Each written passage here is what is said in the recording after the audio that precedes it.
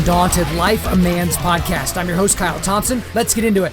All right, guys, so do you remember last week whenever I was taking you through what was going to happen? And, we got Joe Biden on one side and we got Donald Trump on the other side. And I basically ended by saying, guys, the sun will rise on November the 4th. And, you'll go about your life and you'll go about your things. And we might know who the president is and all that. But guess what? None of that happened because everything is so unbelievably stupid. My goodness, the last 24 hours has been a cluster. So here's the thing with this podcast episode. It's coming early because things are changing fast and furious. Like, things are changing all over the place.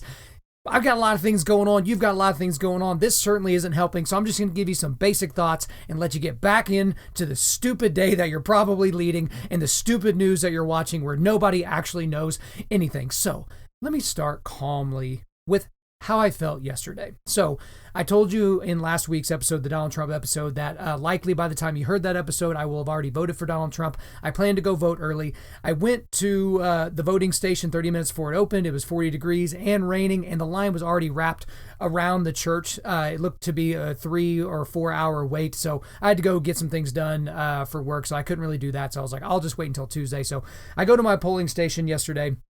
And it was beautiful. It was 65 degrees outside. It's sunny. There's 2 big long lines, lots of people, saw some people that I knew. And I just got to tell you, I was overwhelmed in that moment by God's goodness.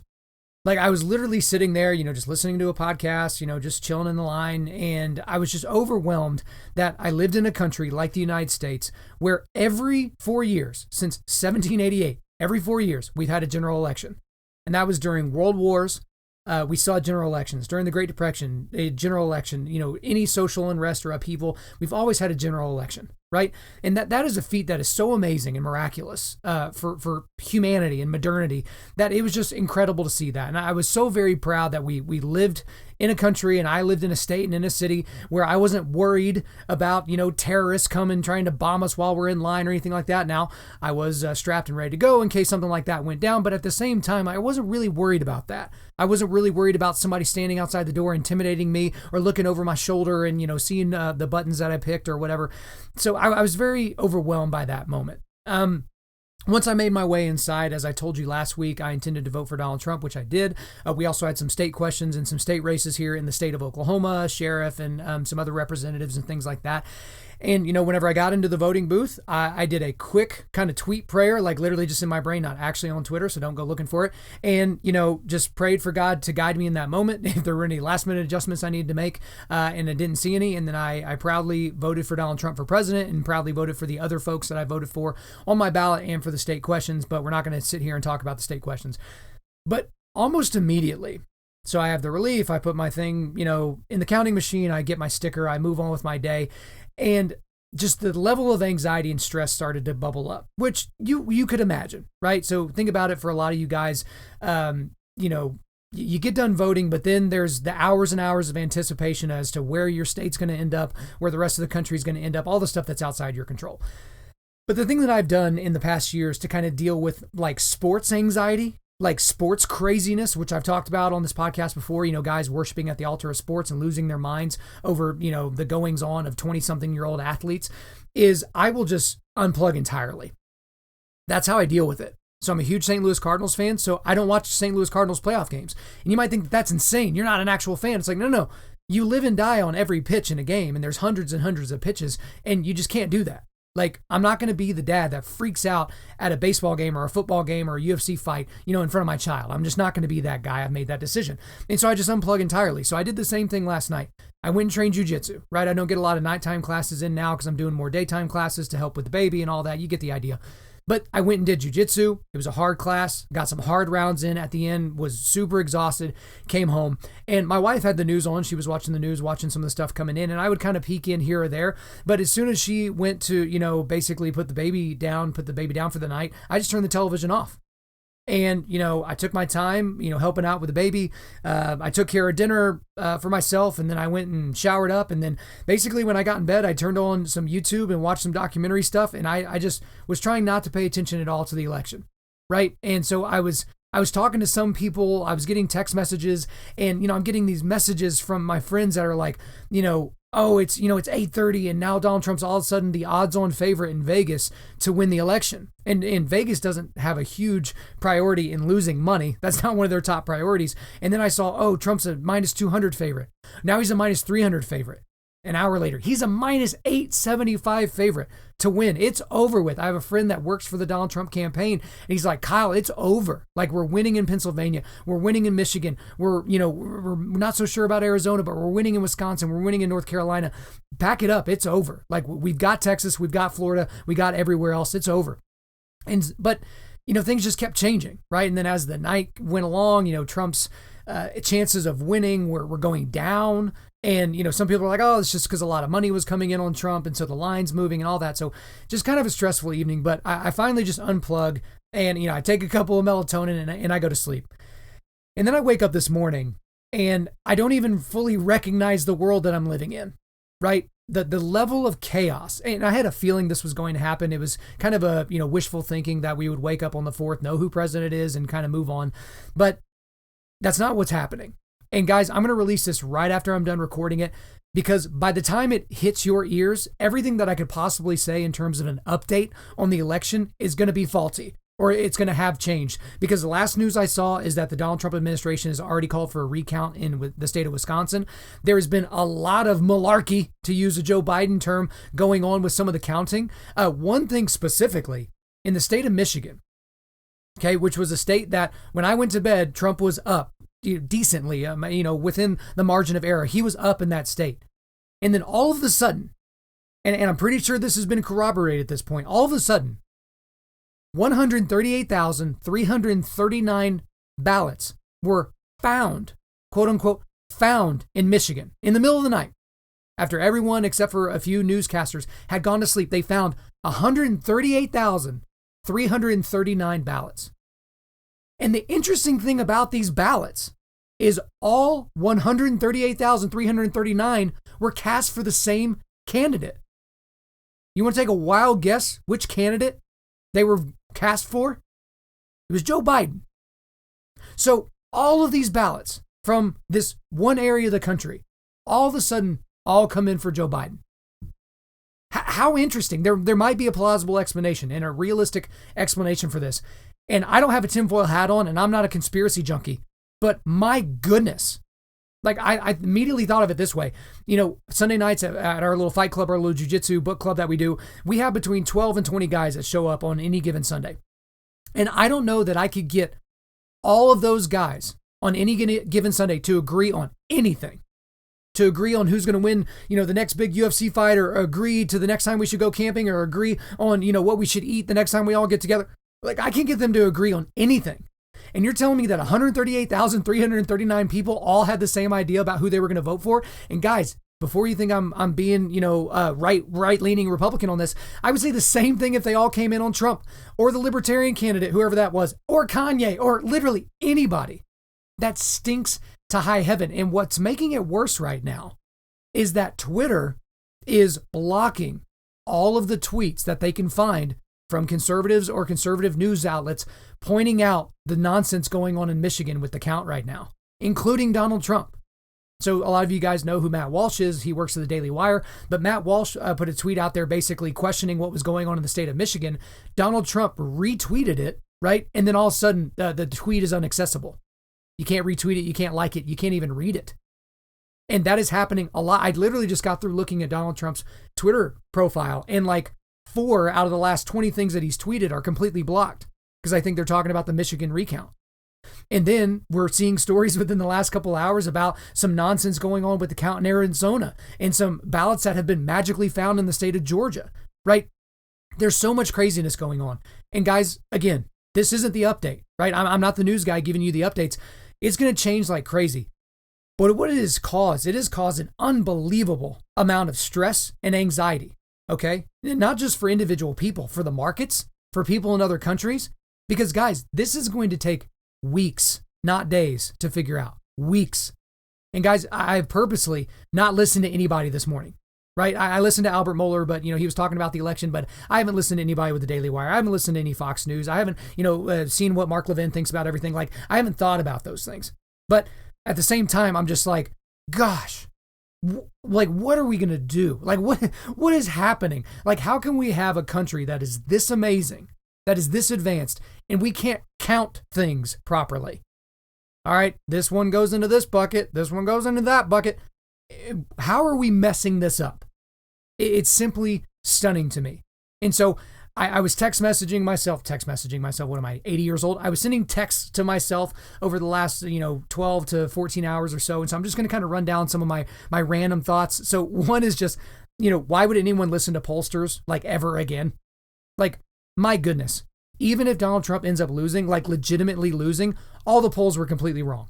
They had him up 10 points nationally. They had him down in every single swing state, several of which he's already won. Donald Trump has already won, like legitimately won. So these pollsters, my goodness, like that was my big thing. All these Trump supporters, these always MAGA Trump people, they're like, dude, the polls are wrong. The polls are wrong. The polls are wrong. Even the person I know with the Trump administration, dude, the polls are wrong. I'm like, they can't just be wrong. That is their business. That's how they make money. That's how they support their families. So if they're just wrong for the sake of being wrong 2 general elections in the row, that means no one's going to ever trust them again, right? I think someone put it online, like, imagine, I can't remember who said this, so I'd love to give them credit, but unfortunately I can't. But imagine your job being a sports analyst is that you had to analyze one football game every 4 years. And you had just had to get that one analysis for that one game correct every 4 years. And then every 4 years, you're off by 4 touchdowns. Like, just, that's what we're seeing. Like, it's literally that level of nonsense.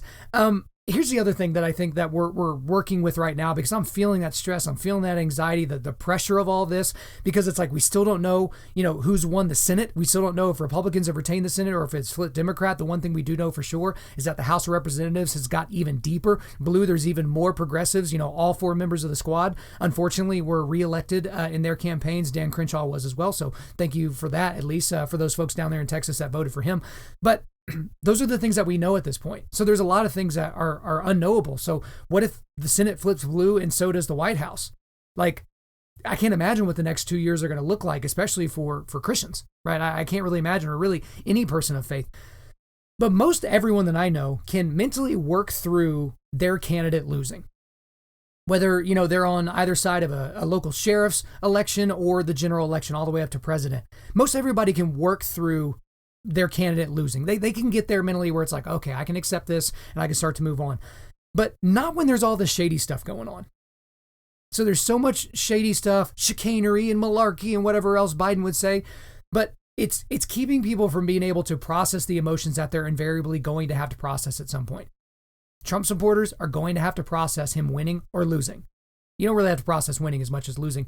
But same thing with Biden supporters. If he loses, they got to process it. Now, they typically process it by burning things. And that's why you saw all these, major cities across the country boarding up their businesses in the off chance that Donald Trump actually won. And they weren't worried about the Donald Trump supporters basically hitting the streets like Laker fans celebrating a championship and knocking over a couple of mailboxes and setting a police cruiser or 2 on fire. They're worried, obviously, about the Joe Biden supporters, Antifa, Black Lives Matter, destroying cities because they're trying to destroy the system that has kept them from getting what they want.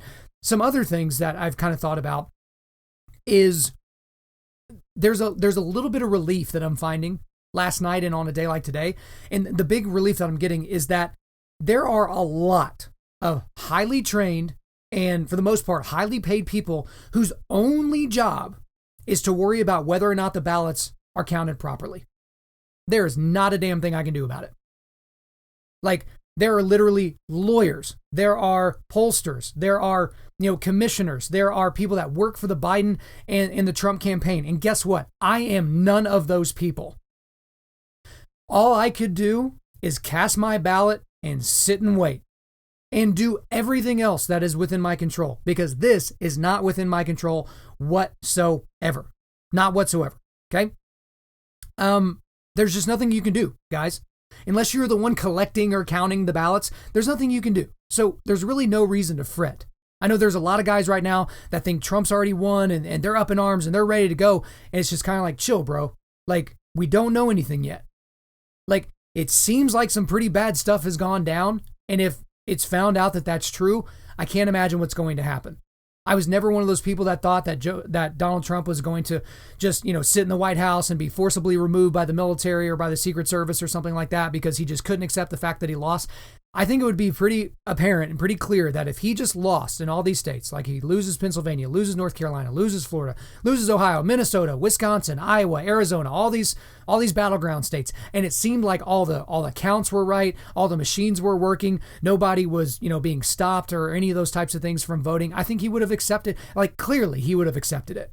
But that's not what we're in right now. And so 2020, of course, is the year where we're going to have, on top of everything we've had to deal with, and the things that they're still dealing with at the moment, we're going to have to deal with this as well.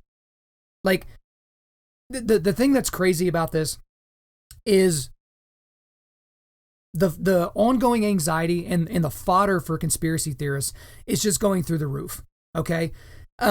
And the winner in this is no one. And you might get the implication from this title of this podcast that the winner was no one, meaning it's not Donald Trump yet or it's not Joe Biden yet. But I mean no one has won. And by no one, I mean anyone in the world that is paying attention or cares about this race. Nobody won. Because here we are approximately, almost 24 hours since the first polls closed in the United States, and we are no closer to understanding who the leader of the free world is going to be for the next 4 years. And I use that loosely with Biden because obviously he's not going to make it out of his first term if he is elected. But no one wins here. There's no positives that I can pull out of last night.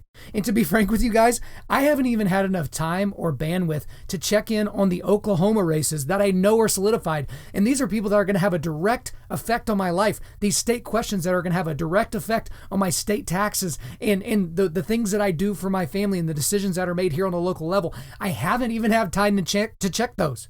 Think about how crazy that is. That actually affects me. But no one's winning right now. And we're not going to be winning for a long time because I heard that, Michigan needs until Friday to finish up their votes and Wisconsin needs a little bit more time and God knows how long they're going to give Pennsylvania. And, this is what Trump's been doing for the last 4 years. He's been packing the courts and packing the Supreme Court because he knew this would come down to the Supreme Court picking who the next president is and he wants his people in there. Like, guys, it's so crazy. So the only bit of advice, and guys, I've been flowing on this whole podcast. I literally have no notes sitting here in front of me. I'm just flowing on what I'm seeing. Try your best to relax. Try your best to handle and deal with the things that you can handle. You can handle being a good husband. You can handle being a good father. You can handle walking the dog. You can handle preparing dinner. You can handle going to get groceries. You can handle going to work. You can handle turning in that project on time. You can handle working out. You can handle listening to podcasts. You can handle reading books. You can handle praying. You can handle talking to God. You can handle those things. You cannot change a thing going on right now. It is crazy. I'm stressed about it as well. I'm doing my best to give myself, the ability and the permission to not worry about it. Because again, I will remind you, everything seems so big. And just go back 20 years to Bush v. Gore. Remember when the Supreme Court basically had to decide what was going to happen in Florida, right? Now we have that times like 5. But at the time, that seemed crazy. But when's the last time you thought about that? When's the last time you thought about the anxiety you felt for those several weeks while the Supreme Court was deciding whether or not George Bush was going to be the president or Al Gore? I bet you haven't thought about that in a while, if you were ever stressed at all. And this does feel bigger. It feels like the future of the country, as a constitutional republic, is on the line to a certain degree. Because of what I talked about in the last podcast about what Democrats are saying they're going to do, packing the Supreme Court, adding states, getting rid of the filibuster, like basically shooting things in a super far left progressive agenda, right? Enshrining Roe v. Wade into actual federal law, like removing the taxation relief that a lot of businesses are getting. Like, this is the direction things are headed. So it feels huge. But I'll bring it up like I brought up last time. Rome, Athens, just Greece, Sparta, the Assyrians and the Syrians, and you've got the Babylonians, and you've got all these groups of people that thought that their reigns would never end. Genghis Khan and Alexander the Great and, Caesar Augustus and all these people that never thought that things would end for them. They've all ended. They're footnotes. You can pay $5 and walk through the Colosseum, right? We're not living in times that are defining humanity for eternity. We're just not. It feels crazy. It feels crappy. But every country is dealing with their own things. We just happen to be the most powerful on the country, the most powerful country on the planet right now. So everything just seems elevated. So do your best to just relax and take care of the things that you can take care of. All right, guys, before we let you go, we are going to do a quick resilience boost. As you know by now, we are a men's ministry and our mission is cultivating manly resilience. And specifically, we do that by providing you content like this podcast that helps you forge spiritual, mental, and physical toughness. So the one thing that I got for you is that I don't got anything for you. I have nothing for you because some of you guys are going to listen to all 9 hours of the Daily Wire's election coverage. Some of you are going to listen to all 4 hours of Joe Rogan's election coverage. Some of you are just trying to figure things out, so I don't have anything for you. But I do have a couple of corrections. In the last podcast, I'm pretty certain I was making the point that I don't think Donald Trump is sitting around reading conservative commentary or, some conservative writers. And I said Edward Burke, and I obviously meant Edmund Burke. So for any of you that caught that. And then also, I kind of was a little bit, I kind of got my math a little wrong on the kind of the Roe v. Wade stuff about, if Trump gets 3 more justices that, in this next line, it gets us closer to potentially getting rid of Roe v. Wade. But I was including Justice Thomas in the pre-vote and also after he would potentially retire. And so essentially the math ends up the point is the same, but I was including Justice Thomas in both areas. So I did just want to correct the record on that. All right, guys, thanks so much for listening to the podcast. I really do appreciate it. If you would, please subscribe on Apple Podcasts, iTunes, Spotify, Google Podcasts, or Stitcher, and refer your friends to listen and share this on social media. Guys, if we deserve a 5-star review, please leave us 5 stars and a few sentences letting us know why you like the content. I'm currently booking speaking engagements, basically not for 2020, but we're talking about 2021 now. So if you want me to come speak on your podcast, at your men's event, at your team, at your company, hit me up, info@Undaunted.Life. That's info@Undaunted.Life. The website is www.Undaunted.Life. And guys, we're going to be doing some changes there here very soon, so be on the lookout for that. You can also follow us on Instagram and Twitter at Undaunted.Life or Facebook.com/Undaunted.Life. Check out our free devotionals on the YouVersion Bible app. Just search Undaunted Life under plans. And as always, we want to thank the band August Burns Red for allowing us to use their entire music library for our content. The intro-outro track on this podcast is their song Defender, which is off their latest record entitled Guardians. The links are in the description. I'm your host, Kyle Thompson. Remember, keep cultivating manly resilience. Keep forging spiritual, mental, and physical toughness. Keep seeking the Lion of Judah.